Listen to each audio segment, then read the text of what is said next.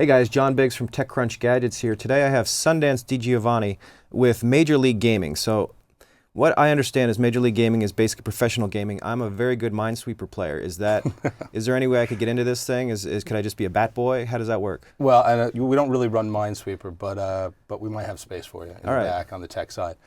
We run basically large-scale video game tournaments presented as sport. So, if poker can do this, if extreme sports like snowboarding, skateboarding can do it.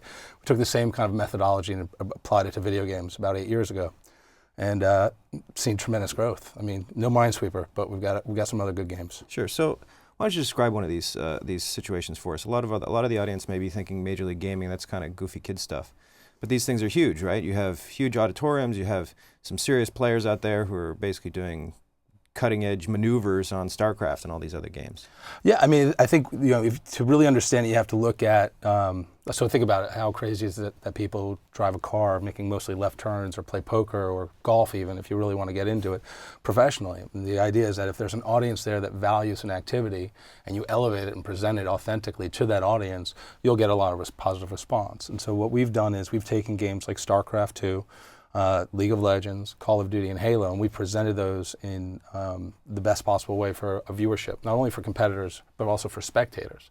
So we'll travel around the U.S., rent out these 100,000 square foot rooms in convention centers, fill them with 20,000 kids mostly, watching people play these games. And it's either team-based or individual-based, but each game has its own presentation style, its own set of commentators, and its own set of stars.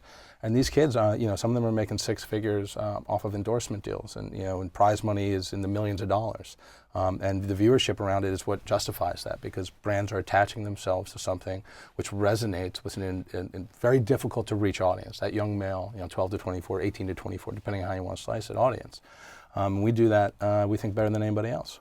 And how quickly does the room get full of sort of like a funk of pizza and Mountain Dew? Well, we do Dr. Pepper as a partner, so there's no Mountain Dew. Dr. Pepper and NOS permeate the room, but it's not so much about that, that typical view of, well, gamers are these cellar-dwelling guys. If you look at our events, they're kind of a cross-section of that demographic. Like I call it the lunchroom of America, or now it's the lunchroom of the globe. You've got athletes, professional athletes who compete at our events. You've got the mathletes, the guys who are the brainier guys. But there's military. There's basically, if you can imagine a personality type, they're in that room. Right, every type of music is represented, every type of fashion or style.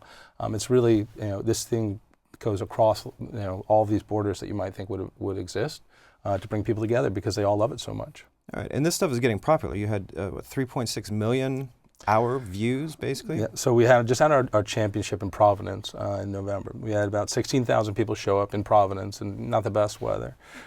We had 241,000 people watching our streams on the internet at one time. So to put that into context, that beats a lot of traditional cable networks that you would think of when you think of this demographic, like MTV or TBS or Comedy Central. And yeah, 3.6 million hours watched. So the average view time is actually even over 3 hours. So they'll tune in and they sit and they watch, but it's also very social. So there's a movement called Barcraft, right, which is where a couple hundred people at the larger ones will get together in a bar and watch a projection screen of our event while having drinks and hanging out. This thing is the next sport. It's a truly digital global sport where language isn't an issue, where anybody can participate, and it's growing incredibly fast. So for all the entrepreneurs, where's the money in this? Where are you gonna grab your revenue?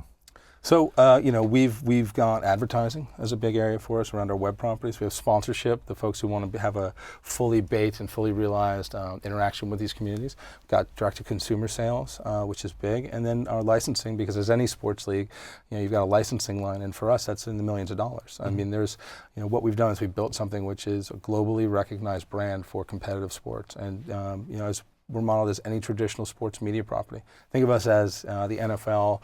Kind of on the digital front, where we've got our own broadcast network, we've got our own events and gate there, we've got merchandising around the players and teams, and we've got the direct-to-consumer stuff. And what's the future? I mean, you're mostly web only?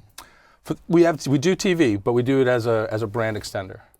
Is there ever a chance that this is going to go on to a major league, sort of like a major TV network, sort of an hour's worth, ESPN sort of situation? So we've done TV in the past. Sure. The issue for us is anything that's competition based, you want to see it live.